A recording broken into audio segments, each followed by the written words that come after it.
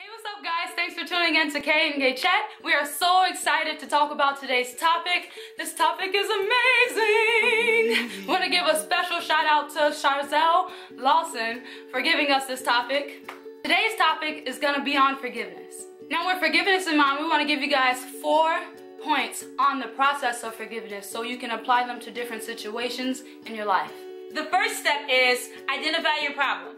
Now with identification, you have to ask yourself some questions as of who's involved. Who am I feeling negative feelings towards? Is it me and this person? Is it me and that person? Is it me in a situation, or like, what is it? With identifying also, you need to understand why. Like why you feel upset, why you feel resentful or bitterness in your heart towards an individual or that particular thing. You need to be able to understand that so that you can go through the other processes, other steps. And then another one would be, what negative feelings am I having? Like, is it bitterness? Is it anger? Is it resentment? Is it, you know, like what? Jealousy, comparison. Right. You know, it's so many things that it could be. So you can deal with that. Right. So you can know exactly what you're facing up against. Because that's where you're gonna start, and that's how you're gonna finish it. Right. That's how you're gonna let it go in some form too. And don't be in denial about it. Just be honest with yourself, because it's just you talking to. It's just like you're coming to that sense and that knowledge on your own. Right. So the second step will be to accept the situation for what it is. There's no need to deny that you're having those negative feelings, because you already feel them. You know where you are by the feelings that you're having too. To accept that situation for what it is. Do not resist that pain. Do not resist that negative feeling. Just accept it. Say this is what it is and I'm okay with that. Resistance will only cause the situation to stay the same. Either you want to not be resistant, or you want to stay the same. You want to still hold that grudge, or you still want to hold that unforgiveness in your heart. But if you really want to move through that process, like, that needs to be an open door. It's like, hey, I'm allowing and I'm open to whatever the issue is, whatever way I'm feeling, and I'm willing to change that. Like, I want to change. Like, that's part of that process. That second step too is just wanting to change. Like, I choose this. Which brings us to our third point, which is let it go. You can't hold that inside your heart and then expect to experience another great relationship, another great job or promotion. Like, that doesn't happen to you, because what you're doing when you are when you have unforgiveness in your heart is you're resentful, you're angry, you're frustrated, and you're negative. Right. So what you keep attracting to your life, if you keep holding that inside, it's all of those same things. You're gonna be frustrated, you're gonna be angry, you're gonna go into that next job like that, the next relationship like that, and or comparing that job or that individual to that next thing or whatever. So it's like that. It's really important to let it go, so that when you go into that new stage in life, you're really embracing it. You can embrace that new stage to its fullness, not bringing all that negativity with you. And remember that whatever you put out is what you would get. If you're putting out negative feelings and negative thoughts, if you're thinking these things all the time, then that's all that you'll receive from that new relationship or from that. So you have to let that go in order to move on. That brings us to our fourth step, is to move on. Moving on is the greatest thing that you can do for yourself. It's saying that I love myself enough not to carry this thing.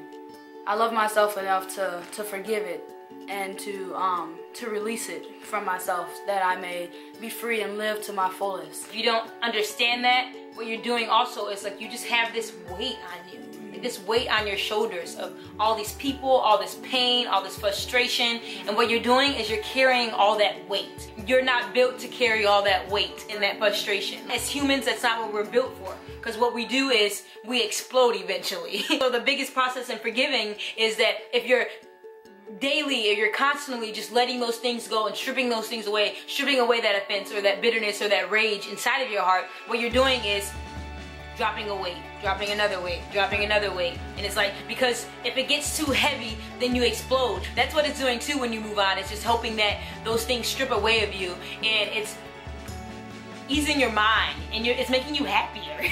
Moving on makes you happier too. It just makes your mind more free from that negativity. Now you're accepting positivity, and all these other positive things are starting to happen and unravel inside your life. It's like, oh, maybe that wasn't so bad.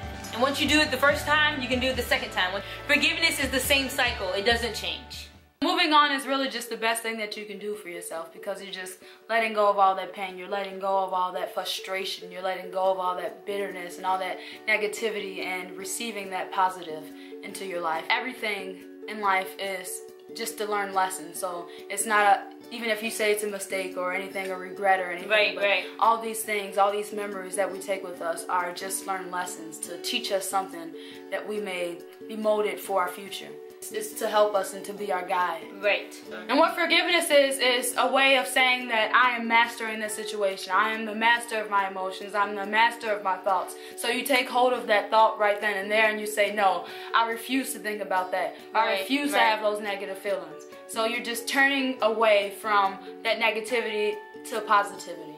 You're exchanging those negative things for positive things now. So it's like, I'm letting go of this hurt, this resentment, and I choose happiness, peace, calmness, sanity of my mind. Like that's what you're receiving now. It's like, because you can't be happy with all that other stuff, like all that negative stuff. So it's just like, I think that's really important, is replacing it with those other things, because otherwise that other stuff tries to keep creeping back up inside your life. If you're constantly being reminded of like, no, my mind is calm, I am sane, like I am not easily offended, I'm not easily hurt. Like if you keep speaking those things over yourself, like that's what you're going to attract to your life. So just remember that you deserve to be at a good state of mind. You deserve to have positive feelings. You deserve the best, and you want to attract the best to yourself. So you have to be your best. You deserve to be loved. You deserve the best. Just receive that for yourself, and yeah, anything less is not acceptable. And in order to be your best, you have to forgive. There are 2 specific questions that we want to answer that were specifically requested for this vlog of forgiveness. The first one being, can you forgive a friend after they betrayed you? Of course you can. That's what this whole vlog is all about, is forgiveness, right? What I've done during that process was use these steps that we are giving you guys. Not maybe down to a T or any of that, but that's what I've learned over time. I'm not saying that it's gonna be easy, or that you won't shed any tears or anything of it, because a friend is close, right? A friend is someone that you love, someone that you appreciate, you build great memories with, and it's like, oh my God, like why would they do this to me? Like why are you talking like this? You expect so much out of a friend, right? Once you acknowledge that, like, they've done you wrong, they betrayed you, acknowledging that process, accepting the process too, because it's like, if you try to like deny that, Keisha would never do that to me. Like, we've been friends for 10 years. You know what I'm saying? Like, it's just like, so if you try to do that inside your heart too, like what you're doing too is like being in denial, and you won't be able to forgive them either. The beauty of that is after you've identified it, after you've accepted it, now it's time to let it go, right? So it's just like, I let go how this person has treated me,